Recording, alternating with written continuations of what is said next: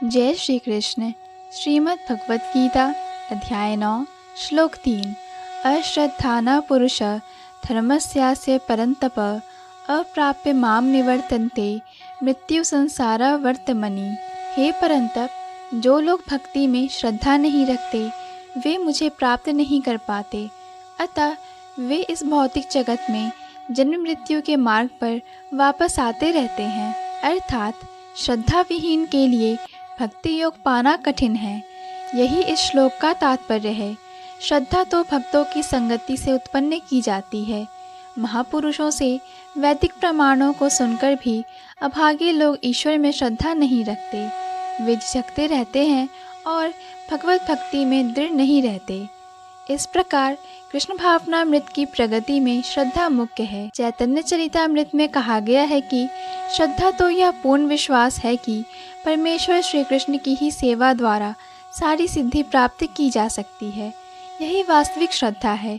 श्रीमद् भागवत में कहा गया है, यथा तरोर मूल निषेचनेन तृप्यन्ति तत्स्कंद भुजोपशाखा प्राणोपहाराच यथेन्द्रियाणाम तथैव सर्वाहनम च्युते जया। वृक्ष की जड़ को सींचने से उसकी डालें, टहनियाँ तथा पत्तियाँ तुष्ट होती हैं और अमाशय को भोजन प्रदान करने से शरीर की सारी इंद्रियां तृप्त होती हैं।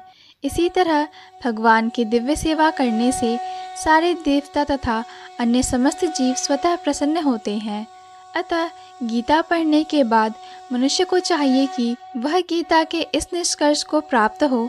मनुष्य को अन्य सारे कार्य छोड़कर भगवान कृष्ण की सेवा करनी चाहिए। यदि वह इस जीवन दर्शन से विश्वस्त हो जाता है तो यही श्रद्धा है। इस श्रद्धा का विकास कृष्ण भावनामृत की विधि है।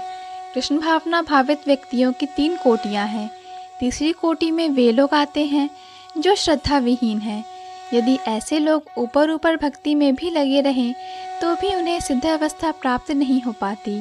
संभावना यही है कि वे लोग कुछ काल के बाद नीचे गिर जाएं।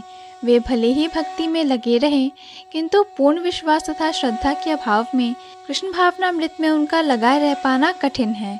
कृष्ण भावनामृत में केवल श्रद्धा के द्वारा ही प्रगति की जा सकती है।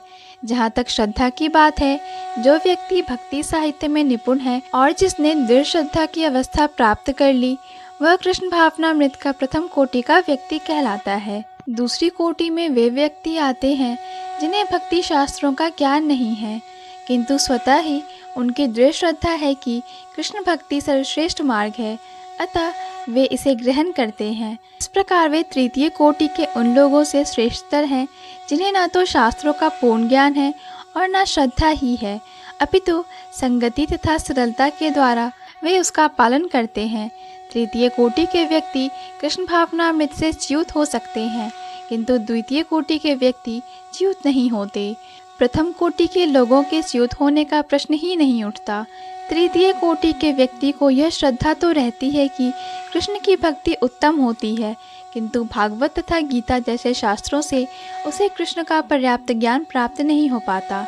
कभी कभी इस तृतीय कोटि के व्यक्तियों की प्रवृत्ति कर्मयोग तथा ज्ञान योग की ओर रहती है और कभी कभी वे विचलित होते रहते हैं किंतु ज्यों ही उनसे ज्ञान तथा कर्मयोग का संदूषण निकल जाता है वे कृष्ण भावनामृत की द्वितीय कोटि या प्रथम कोटि में प्रविष्ट होते हैं।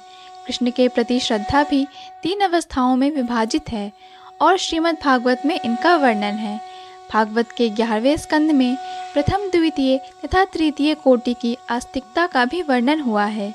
जो लोग कृष्ण के विषय में तथा भक्ति की श्रेष्ठता को सुनकर भी श्रद्धा नहीं रखते और यह सोचते हैं कि यह मात्र प्रशंसा है, उन्हें यह मार्ग अत्यधिक कठिन जान पड़ता है। भले ही वे ऊपर से भक्ति में रत क्यों ना हों, उन्हें सिद्धि प्राप्त होने की बहुत कम आशा है। इस प्रकार भक्ति करने के लिए श्रद्धा परम आवश्यक है। जय श्री कृष्ण। पूर्ण भगवत गीता के श्लोकों को सुनने और समझने के लिए कृपया हमारे चैनल को सब्सक्राइब करें। वीडियो पसंद आया हो तो लाइक और शेयर करें।